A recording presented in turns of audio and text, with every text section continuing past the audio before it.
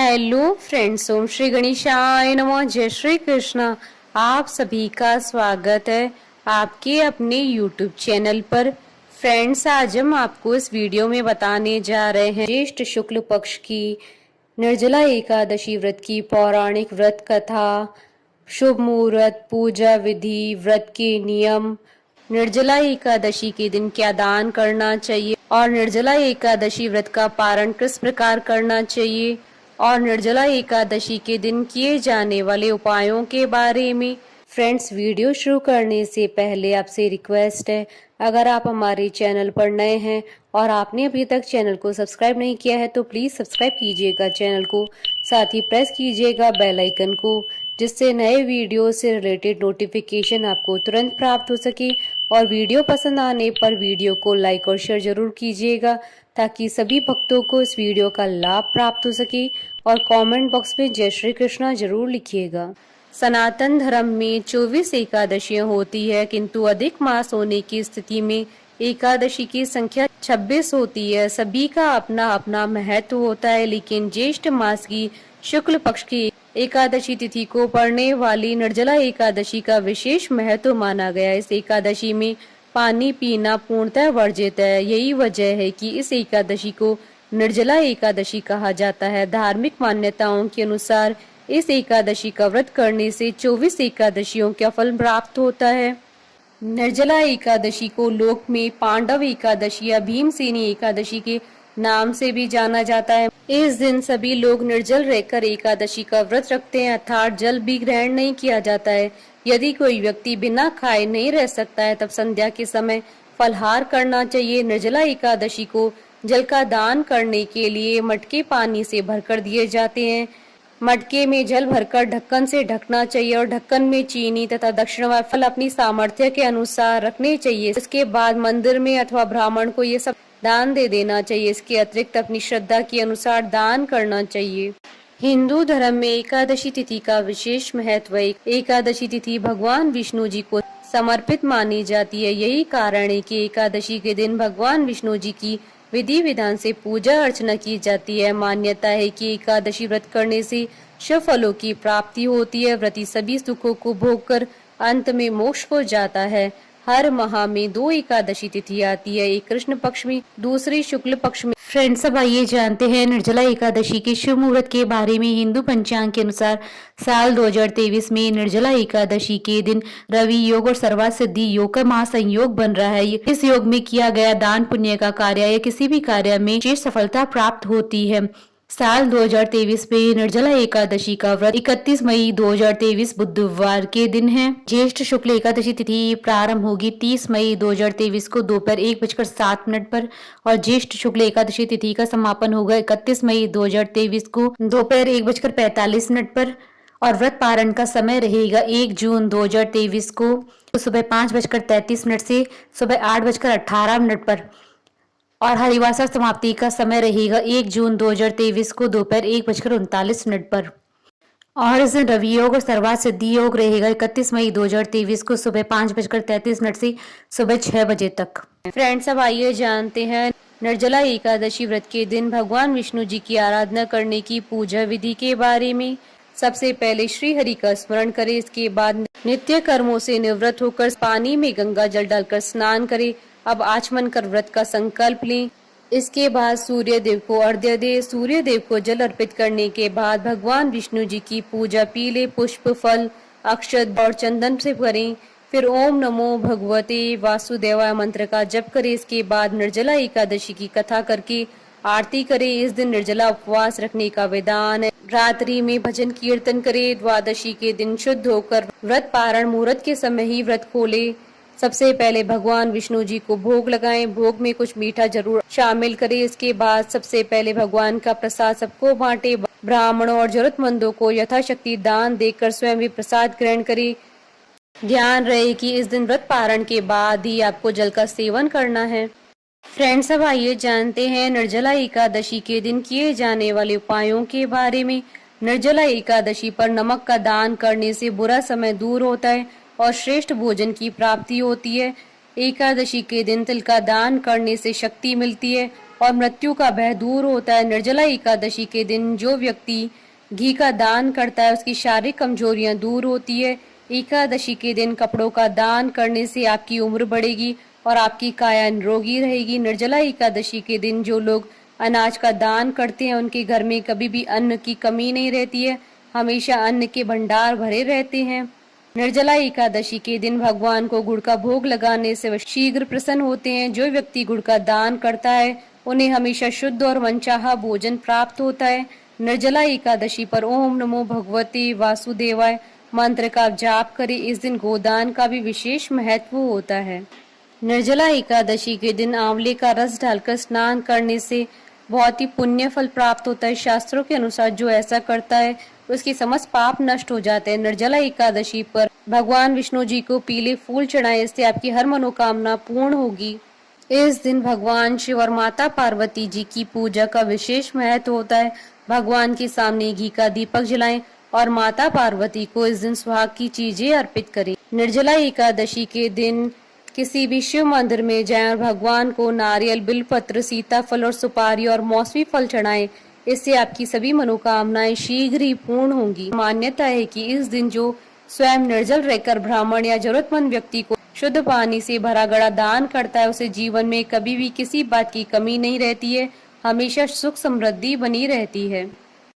Friends, अब आइए जानते हैं निर्जला एकादशी व्रत के नियमों के बारे में। धार्मिक ग्रंथों के अनुसार एकादशी के दिन भूलकर भी चावल नहीं खाने चाहिए। विष्णु पुराण के अनुसार एकादशी पर चावल खाने से पुण्य फल नष्ट हो जाते हैं।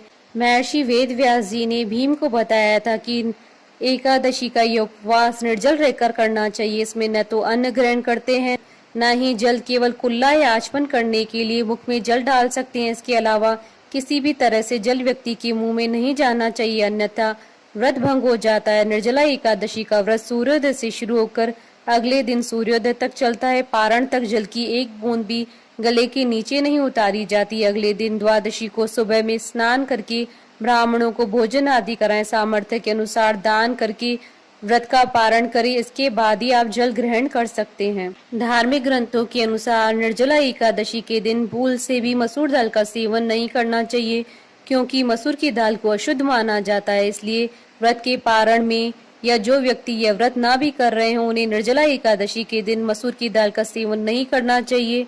ग्रंथों के अनुसार निर्जला एकादशी के दिन सेम का सेवन नहीं करना चाहिए। मान्यता है कि इस दिन सेम का सेवन करने से संतान को हानि होती है। इस दिन व्रती के परिवार के सभी सदस्यों को भी सेम नहीं खानी चाहिए। साथ ही व्रती को पारण के दिन भी इसका भूल से भी सेवन नहीं करना चाहिए। ग्रंथों के अनुसार निर्जला एकादशी के दिन लहसुन प्याज भी खाना वर्जित होता है। ग्रंथों के अनुसार निर्जला एकादशी के दिन व्रती या फिर उसके घर के सदस्यों को मीठा पान नहीं खाना चाहिए। इसका कारण यह है कि भगवान विष्णु जी की पूजा में मीठा पान चढ़ाया जाता है, क्योंकि यह भगवान को अर्पित किया जाता है, इसलिए इस दिन मीठा पान खाना वर्जित होता है। फ्रेंड्स, अब आइए आरंभ करें निर्जला एकादशी व्रत की पौराणिक कथा। भीमसेन व्यास जी से कहने लगी कि हे पितामह, भ्राता युधिष्ठिर, माता कुंती, द्रौपदी, अर्जुन, नकुल और सहदेव आदि सब एकादशियों का व्रत करने को कहते हैं, परंतु महाराज मैं उनसे कहता हूँ कि भाई मैं भगवान की शक्ति पूजा आदि तो कर सकता हूँ, दान भी दे सकता हूँ, परंतु भोजन के बिना नहीं रह सकता। इस पर व्यास जी कहने लगे कि हे भीमसेन, यदि तुम नरक को बुरा और स्वर्ग को अच्छा समझते हो तो प्रतिमास की दोनों एकादशियों को अन्न मत खाया करो। भीम कहने लगे कि हे पितामह, मैं तो पहले ही कह चुका हूँ, मैं भूख सहन नहीं कर सकता। यदि वर्ष भर में कोई एक ही व्रत हो तो मैं रख सकता हूँ, क्योंकि मेरे पेट में वक्र नाम वाली अग्नि है, तो मैं भोजन किए बिना नहीं रह सकता। भोजन करने से वह शांत रहती है, इसलिए पूरा उपवास तो क्या, एक समय भी बिना भोजन किए रहना कठिन है। अतः आप मुझे ऐसा कोई व्रत बताइए जो वर्ष भर में केवल एक बार ही करना पड़े और मुझे स्वर्ग की प्राप्ति हो जाए। श्री व्यास जी कहने लगे कि हे पुत्र, बड़े बड़े ऋषियों ने बहुत शास्त्र आदि बनाए जिनसे बिना धन के थोड़े से परिश्रम से ही स्वर्ग की प्राप्ति हो सकती है। इसी प्रकार शास्त्रों में दोनों पक्षों की एकादशी का व्रत मुक्ति के लिए रखा जाता है। व्यास जी के वचन सुनकर भीमसेन नरक में जाने के नाम से भयभीत हो गए और कांप कर कहने लगे कि अब मैं क्या करूं, मास में 2 व्रत तो मैं कर नहीं सकता, हाँ वर्ष में 1 व्रत करने का प्रयत्न अवश्य कर सकता हूँ, अतः वर्ष में 1 दिन व्रत करने से यदि मेरी मुक्ति हो जाए तो ऐसा कोई व्रत बताइए। यह सुनकर व्यास जी कहने लगे कि वृषभ और मिथुन की संक्रांति के बीच ज्येष्ठ मास की शुक्ल पक्ष की जो एकादशी आती है उसका नाम निर्जला है, तुम उस एकादशी का व्रत करो। इस एकादशी के व्रत में स्नान और आचमन के सिवा जल वर्जित है। आचमन में 6 मास से अधिक जल नहीं होना चाहिए, अन्यथा वह मद्यपान के सदृश हो जाता है। इस दिन भोजन नहीं करना चाहिए क्योंकि भोजन करने से व्रत नष्ट हो जाता है। यदि एकादशी को सूर्योदय से लेकर द्वादशी के सूर्योदय तक जल ग्रहण न करें तो उसे सारी एकादशियों का व्रत का फल प्राप्त होता है। द्वादशी को सूर्योदय से पहले उठकर स्नान आदि करके ब्राह्मणों को दान आदि देना चाहिए। इसके पश्चात भूखे और सुपात्र ब्राह्मण को भोजन कराकर फिर आप भोजन कर लेना चाहिए। इसका फल पूरे 1 वर्ष की संपूर्ण एकादशियों के बराबर होता है। व्यास जी कहने लगे कि हे भीमसेन, यह मुझको स्वयं भगवान ने बताया है। इस एकादशी का पुण्य समस्त तीर्थों और दानों से अधिक है। केवल 1 दिन मनुष्य निर्जल रहने से पापों से मुक्त हो जाता है। जो मनुष्य निर्जला एकादशी का व्रत करते हैं उनकी मृत्यु के समय यमदूत आकर नहीं घेरते हैं, वरन भगवान के पार्षद उसे पुष्पक विमान में बिठाकर स्वर्ग को ले जाते हैं। अतः संसार में सबसे श्रेष्ठ निर्जला एकादशी का व्रत है, इसलिए यत्न के साथ इस व्रत को करना चाहिए। उस दिन ओम नमो भगवते वासुदेवाय मंत्र का उच्चारण करना चाहिए और गोदान करना चाहिए। इस प्रकार व्यास जी की आज्ञा अनुसार भीमसेन ने इस व्रत को किया, इसलिए इस एकादशी को भीमसेनी या पांडव एकादशी भी कहते हैं। निर्जला व्रत करने से पूर्व भगवान से प्रार्थना करें, हे भगवान, आज मैं निर्जला व्रत करता हूँ, दूसरे दिन भोजन करूंगा। मैं इस व्रत को श्रद्धा पूर्वक करूंगा, अतः आपकी कृपा से मेरे सब पाप नष्ट हो जाएं। इस दिन जल से भरा हुआ 1 घड़ा वस्त्र से ढककर स्वर्ण सहित दान करना चाहिए। जो मनुष्य इस व्रत को करते हैं उनको करोड़ों पर सोने के दान का फल मिलता है, और जो इस दिन यज्ञ आदि करते हैं उनका फल तो वर्णन ही नहीं किया जा सकता। इस एकादशी के व्रत से मनुष्य विष्णु लोक को प्राप्त होता है। जो मनुष्य इस दिन अन्न खाते हैं वे चांडाल के समान होते हैं, वे अंत में नरक में जाते हैं। जिसने निर्जला एकादशी का व्रत किया वह चाहे ब्रह्म हत्यारा हो, मद्यपान करता हो, चोरी की हो या गुरु के साथ द्वेष किया हो, मगर इस व्रत के प्रभाव से स्वर्ग को जाता है। हे कुंती पुत्र, जो पुरुष या स्त्री श्रद्धा पूर्वक इस व्रत को करते हैं उन्हें पूर्वोक्त रीति से कहे हुए कर्म करने चाहिए। प्रथम भगवान का पूजन, फिर गोदान, ब्राह्मणों को मिष्ठान व दान दक्षिणा देनी चाहिए तथा जल से भरे कलश का दान अवश्य करना चाहिए। निर्जला एकादशी के दिन अन्न, वस्त्र, उपाहन अर्थात जूती आदि का दान करना चाहिए। जो मनुष्य भक्ति पूर्वक इस कथा को पढ़ते हैं या सुनते हैं या सुनाते हैं उन्हें निश्चय ही स्वर्ग की प्राप्ति होती है। कथा सार, अपनी कमजोरियों को अपने गुरुजनों व परिवार के बड़ों से कदापि नहीं छुपाना चाहिए। उन पर विश्वास करते हुए भक्त को चाहिए कि वे अपना कष्ट उन्हें बताएं ताकि वे उसका कोई उचित उपाय कर सके। उपाय पर श्रद्धा और विश्वास पूर्वक अमल करना चाहिए। बोलिए भगवान विष्णु जी की जय, सनातन धर्म की जय। हमारे साथ इस वीडियो में अंत तक बने रहने के लिए आपका धन्यवाद। ओम श्री गणेशाय नमः। जय श्री कृष्णा।